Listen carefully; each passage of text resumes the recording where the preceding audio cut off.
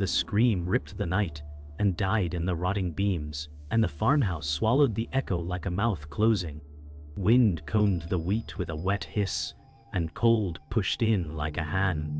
The door hung shattered, a black tongue of corridor behind it. Boards complained once, then settled, as if listening back. A dull thud began, soft, patient, dragging weight over warped floor. The air smelled like pennies and rain. A third thud found a rhythm, and the rhythm found a heart. Ethan Cole stood outside the fence line, breath frosting, unsure why his feet knew the path. He whispered, "I left this place," and the night answered with his breath. The thuds stopped. Silence peeled the field. In the doorway, darkness arranged itself into a hall that had no end. A nail ticked the post beside him, as if tapped from far inside the wall. The wind died. The field knelt. A hoarse whisper came from the doorway, careful and cracked. It shaped his name with a mouth he could not see. Ethan Cole said, "I hear you." And frost stung his teeth. Then something dragged again, closer, and the sound carried lines of grit. The moon thinned, and his name came again, wet and patient, like it had practiced. Dawn pried at thin curtains, and paint dust glittered on Ethan's floor like frost. He had slept in boots and a jacket, as if the night might call him to run. He rose, throat raw, and saw the first set of claw marks raked across the wall, above the bed. The lines were neat, measured, slightly curved toward the pillow. Ethan said, "I locked the windows, and the room held its breath." He touched the grooves and flinched at the cold inside the plaster. The radiator ticked a weak metronome. A faint smell of wet wood drifted from the baseboards. From the kitchen, the fridge motor coughed and died. Ethan said, "No one was here," and checked the chain, the deadbolt, the latch. The door looked honest and exhausted. Light crawled along the marks until they glowed like old scars. He stepped back and the lines seemed to lean with him, careful as a mirror. He whispered, "It knows my name," and the pipes answered with a thin sigh. Bleach burned his nose as he scrubbed, and the foam carried chalky flakes to the drop cloth. He worked the brush into the grooves until his wrist ached. The marks faded to pale ghosts, then to nothing. Ethan said, "See, it's gone," and the word felt thin. He stepped into the hall to rinse the brush, and water hammered the sink like rain on tin. When he returned, the wall was clean and damp, and for a second he smiled. Then fresh lines appeared, deeper, correcting the angle he had erased. They set like drying clay. He backed up and bumped the nightstand. A glass toppled and did not break. He said, "Stop," and the room gave him back the word. The radiator fell silent. A draft braided along the floor and slid up his sleeves. The new marks arced toward the headboard as if practicing a reach. He set the brush down and watched the last stroke finish itself, slow as writing. The neighbor waited by the fence with a thermos and eyes that had learned not to blink. Ruth Whitlock said, "Do not sleep in that room twice." She did not ask names, because she already knew them. Her gaze hovered on his window like a warning nailed there. Ethan said, "Someone is messing with me." Ruth poured coffee that steamed and did not warm the morning. She said, "The house remembers what it was built from." Wind lifted the edge of her scarf and set it down again. The street was empty, and yet it felt crowded. A truck passed and the glass in his door hummed. Ruth said, "Leave the bed where it is and see where the marks point." Ethan tasted copper in the air. He started to smile because it sounded foolish. The smile stopped halfway, as if it found a wire. Ruth said, "I will not say it twice," and the steam thinned to nothing. He set the camera on a tripod facing the wall and tested the red light twice. The clock on the dresser read 11:57, and time felt like a floor too thin. Ethan said, "We will see you," and sat in a chair that faced the claw arcs. He blinked long and woke to darkness thicker than sleep. The clock said 3:11. The red light burned steady.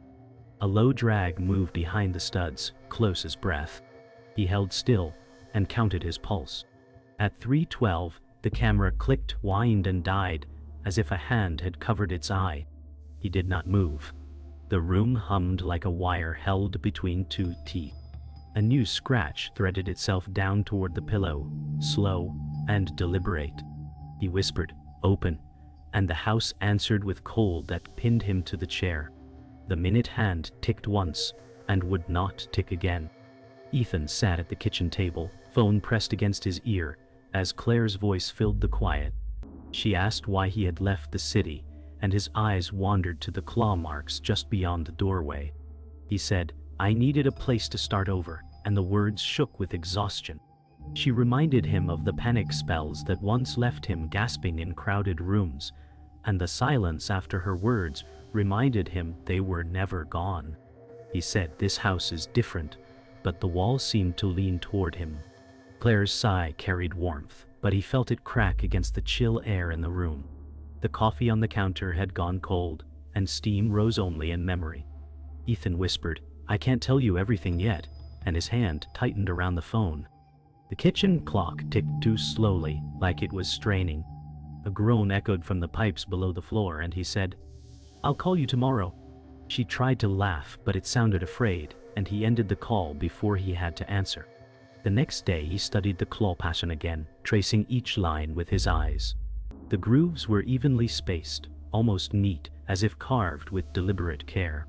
He whispered, "Why this shape?" and leaned closer. He counted each mark and realized there were as many scratches as letters in his name. His breath caught, and he stepped back until his spine pressed the opposite wall. The room smelled faintly of mold, damp and raw. He muttered, "It's playing with me," but the silence pressed too close. A floorboard creaked beneath his foot without weight, and the claw marks looked deeper, more confident. Light from the window faded as a cloud swallowed the sun. His reflection in the window glass looked pale, almost doubled, as if someone else stood just behind him. Ethan said, "It knows who I am," and the words sat heavy in the stale air. That evening he called Detective Aaron Harris, hoping for reason. The detective's voice was sharp, practical, filled with disbelief. Harris said, "Marks on plaster and crimes, they're maintenance." Ethan's throat tightened. He insisted someone was breaking in, but Harris laughed under his breath. The sound cut like glass. Ethan said, "They spell something," but Harris grew impatient. The detective told him to call back if locks were broken or blood was spilled. The line went silent, and Ethan stood alone with the dial tone. He whispered, "You'll believe me when you see it," but his voice cracked. The house seemed to breathe around him, faint creaks from rafters overhead. The lamp flickered once, then steadied as if mocking his desperation. He placed the phone on the counter and stared at the wall. A new line scratched itself faintly as if signing his words. At dusk, Ethan taped knives to the baseboards, their handles jutting like crude defenses. He drew chalk lines along the walls, a desperate geometry of warning. He whispered, "You will not pass," and stepped back to watch. The room smelled metallic, like old rain on iron. He pressed his back to the window, but the glass was colder than the night. A long drag came from behind the wall, the sound moving with his breath.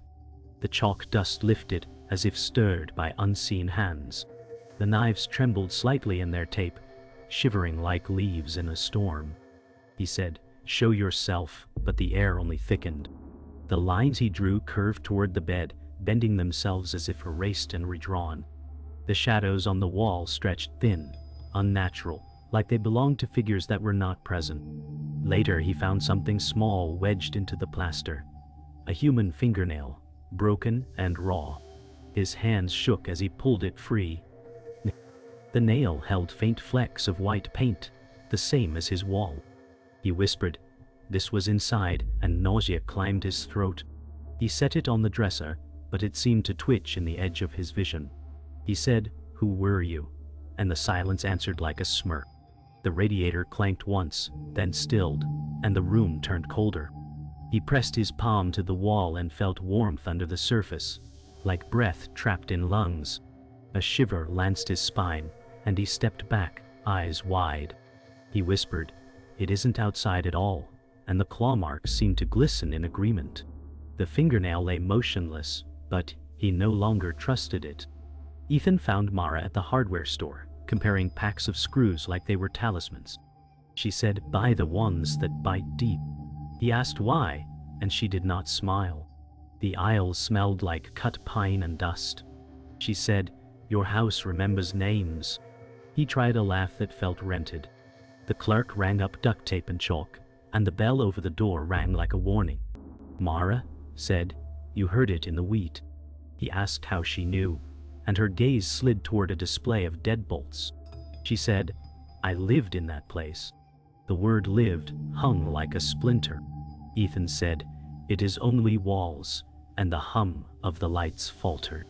She nudged a box of anchors and shook her head. She said, "Walls are mouths when they keep talking." He pictured the claw marks reaching for the pillow. She said, "They write toward the bed for a reason." His throat stung. She wrote her number in pencil on his receipt. She said, "Call before midnight if it starts to count again." Night pressed close, and the first thud arrived like a heartbeat returning. Ethan stood by the bed and watched the claw arcs waiting for motion. The radiator hissed, then sighed, then fell quiet. He said, "Not tonight," and the boards answered with a single groan. The second thud was heavier, like a shoulder sliding. He traced the old lines with a fingertip he did not trust. The marks shimmered as if wet beneath dry paint. He whispered, "I see you," and felt foolish at once. The house shifted its weight, and the gouges bent toward the headboard.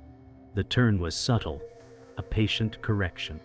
Ethan said, "Stay where you are," and the room dimmed as a cloud crossed the moon.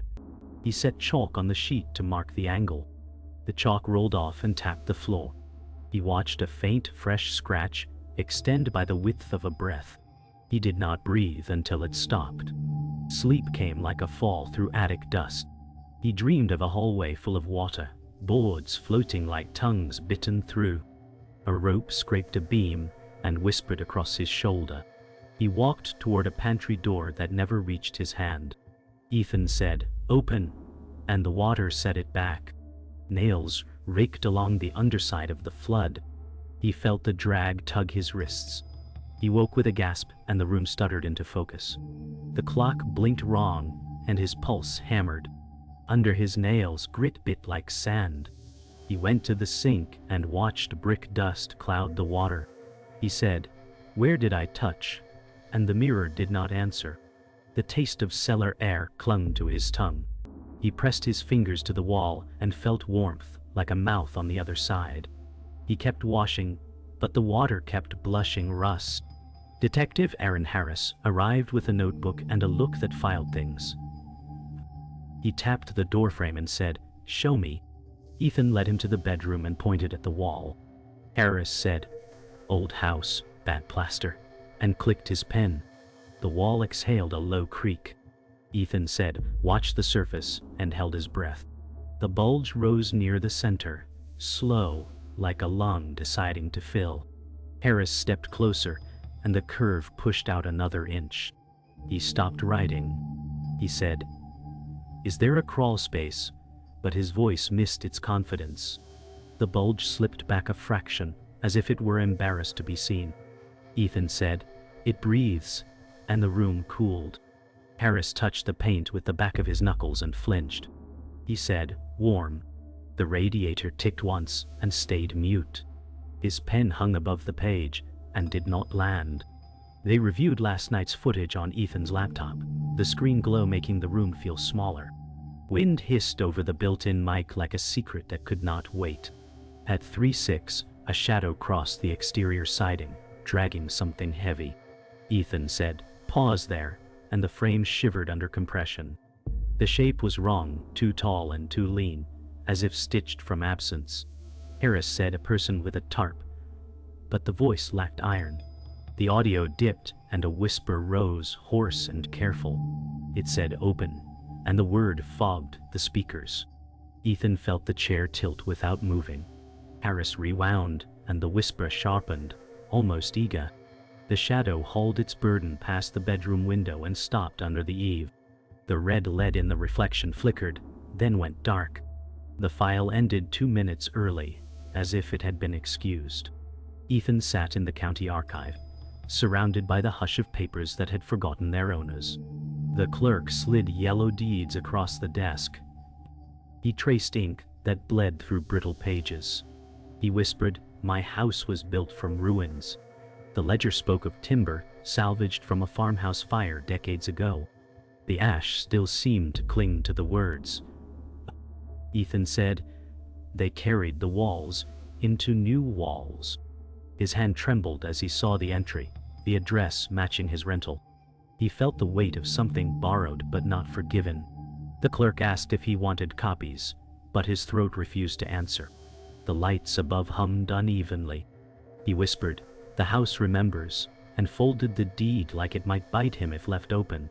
The paper smelled faintly of smoke, though no fire burned.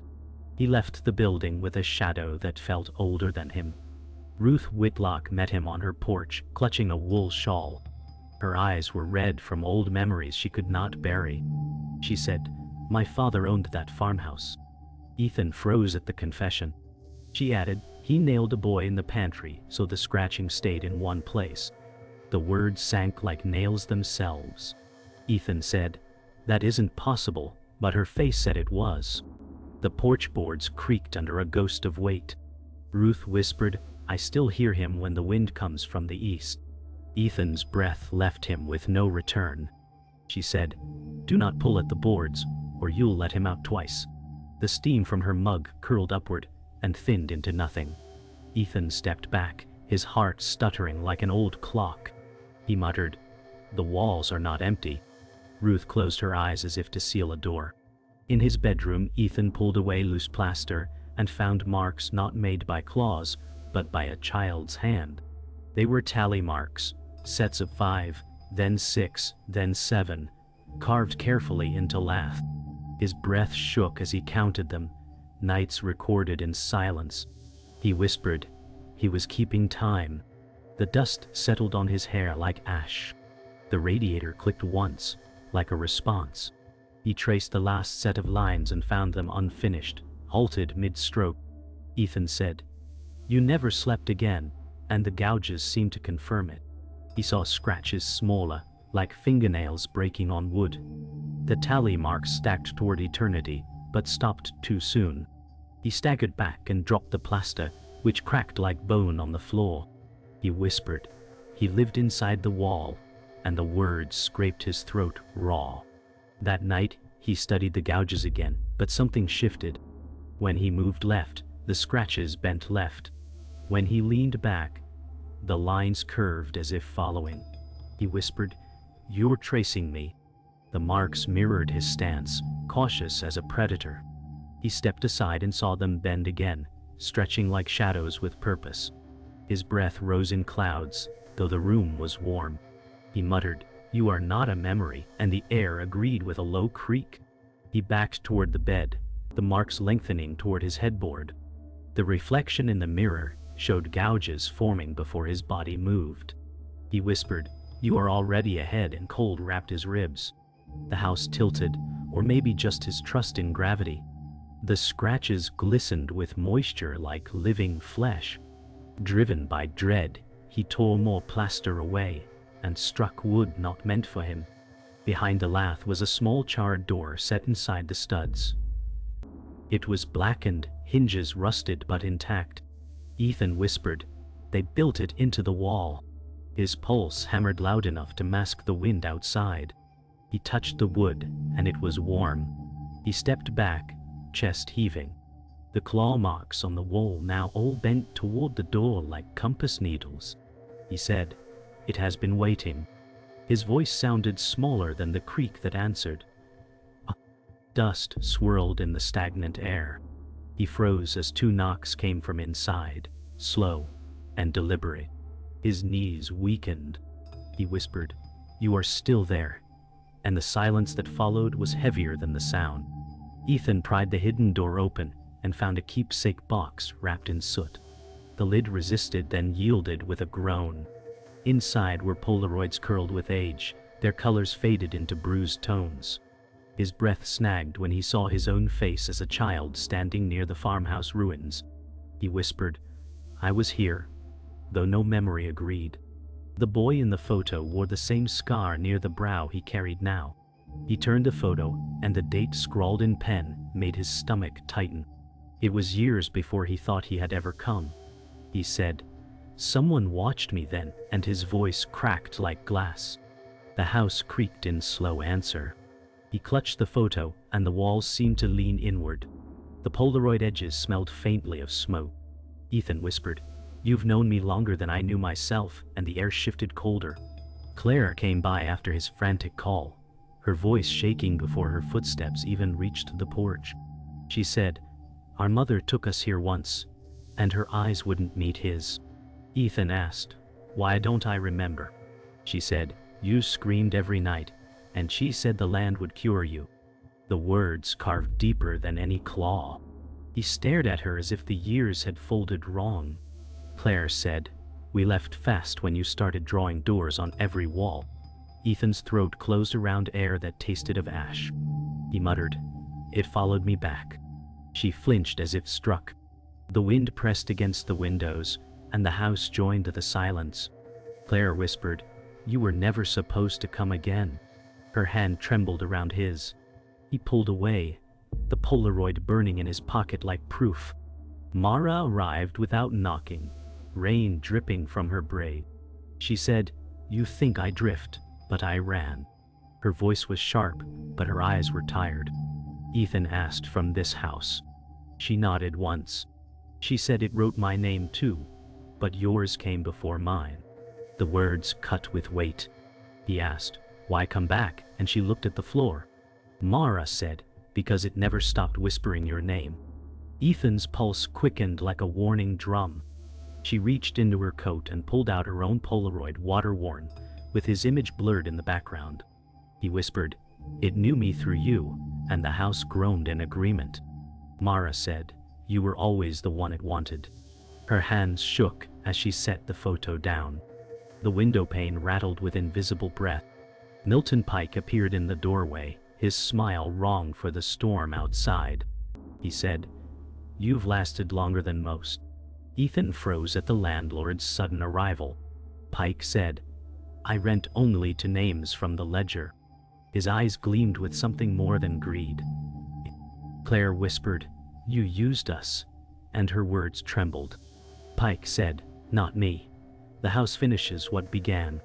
He stepped closer, boots leaving damp prints. Mara hissed, "You feed it." He shrugged. Ethan said, "You knew my name before I signed." Pike's silence answered louder than words. The claw marks above the bed pulsed as if fresh. Pike said, "It must be completed." Ethan's jaw clenched against fear. The landlord's shadow stretched unnaturally long, joining the others on the wall. Ethan opened the last photo, and his stomach turned. It showed the pantry door from the farmhouse, carved with letters shaky but legible. His own name was etched there, gouged by a boy's nails. He whispered, "It was always me." Claire stepped back in shock, her breath shallow. Mara muttered, "The house chose." Pike smiled wider, watching the realization burn. Ethan dropped the photo but still saw the letters behind his eyes. He said, "The boy in the walls was me," and the house groaned as if applauding. The scratches on the plaster bent tighter toward him. The lamp sputtered, and darkness swallowed corners of the room. He clenched his fists, but his body trembled. He whispered, "I have been here all along." The house answered with silence heavier than a scream.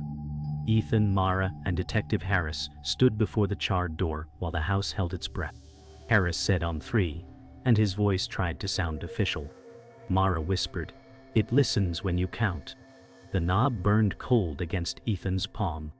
He said 1, and a draft slipped through the keyhole like a tongue. He said 2, and the radiator answered with a faint tick.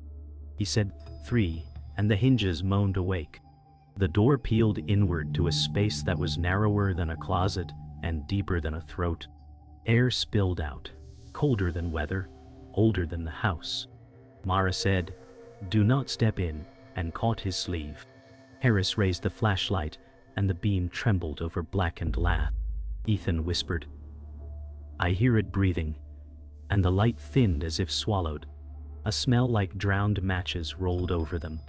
The floor under the bed creaked as if shifting to make room. The walls began to draw inward like lungs, learning a cruel lesson. Plaster cracked in hairline smiles that kept widening. Harris said, "Back up," and the floor tilted as if the house decided on a slope. The claw marks thickened, bright with wet dust, multiplying like handwriting caught mid-lesson. A copper stink salted the air.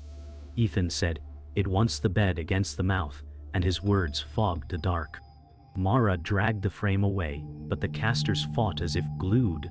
A board popped like a knuckle. Harris fired once into the stud and hit a hidden pipe. Water burst out, brown and jubilant, painting the gouges with rust. The bulb flickered until it gave up and left the room to the storm. The new lines gleamed like fresh veins, all pointing toward the open cavity. Ethan felt the floor press back against his feet with intent. The front door banged, and Ruth stepped into the storm light like a warning made of wool and breath. She held a small rusted lock on a chain and would not look at the bed. Ruth said, "It fits the pantry the fire forgot." Ethan asked to keep him in, and her mouth tightened. She said, "To keep him safe from us." The words were soft and heavier than any order. Harris said, "We need paramedics," but his phone showed no bars and too much reflection. Mara took the lock and the chain hummed against her palm like a live wire. Ethan said, "If we close it, will it stop?" And the house replied with a groan that sounded like a laugh. Ruth stepped close to the cavity and bowed her head. She whispered a name that was not his, and still sounded like him. The mist breathed out again, colder and closer to a voice. Something unfolded where a body should have been but was not. It was edges without a center, scars arranged into a shape that refused the grace of flesh. The dark flexed and showed seams of lighter absence like healed slashes. Mara said, "Do not say its name," and grabbed Ethan's wrist. Harris raised the beam, and the light slid off as if light were water. The thing leaned forward by deepening its lack. The claw marks rose around it like worship. Ruth said, "It learned us by touch," and stepped back until the dresser steadied her. The air thinned until breath became a choice.